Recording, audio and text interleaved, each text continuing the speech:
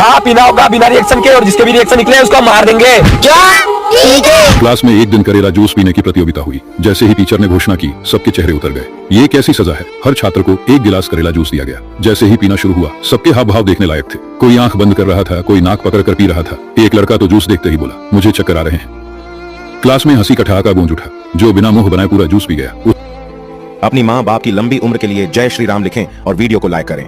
घोषित किया गया। वो लड़का जीत जाता है। वीडियो अच्छा लगे तो लाइक करना।